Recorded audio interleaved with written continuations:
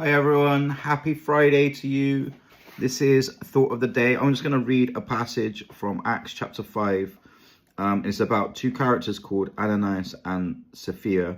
And it says this from verse 3 of chapter 5. It says, "But Peter said, Ananias, why has Satan filled your heart to lie to the Holy Spirit and keep back part of the price of the land for yourself? While it remained, was it not your own? And after it sold, was it not in your own control? Why have you conceived this thing in your heart? You have not lied to men, but to God." Then Ananias, hearing his words, fell down and breathed his last. So great fear came upon all those who heard these things. And the young men arose and wrapped him up, carried him out, and buried him. And now it was about 3 hours later when his wife came in, not knowing what had happened. And Peter answered her, "Tell me whether you sold the land for so much." And she said, "Yes, for so much." Then Peter said to her, "How is it that you have agreed together to test the Spirit of the Lord? Look at the feet of those who have buried your husband are at the door and will carry you out." Then immediately she fell down at his feet and breathed her last. Bit of a morbid story.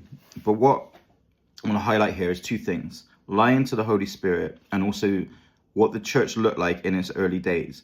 For me personally, when you read Acts 2 and 3, it's like the church is at its purest form. It's just begun. Amazing things are happening. Like thousands of people are coming to Jesus. People are being added to the church every day.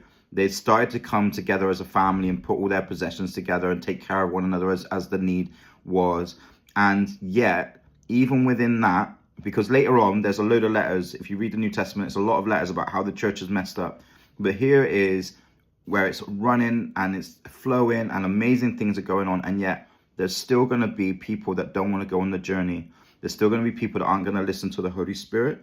There's still going to be people that aren't going to be able to follow through and accept what is going on around them and see what God is doing as enough. And they're going to lie to the Holy Spirit. So we need to get into our minds as Christians that, one, not everyone's going to come on the journey. And two, even in its purest form, even as it was before it got anything really getting corrupted with it, there were still people that sat in it, lived with the people, but still wanted to do their own thing and ended up lying to the Holy Spirit. And that's the final thing I want to say to you is we've got to make sure that we're living a life where we're not lying to the Holy Spirit. We can fool people. We can fool the church. We can fool our family. We can fool our husbands or our wives, our kids. Our kids can fool us, but we cannot fool God. Let's make sure that we're living a life where we're honoring God and honoring the Holy Spirit. God bless. Have a blessed day. See you soon.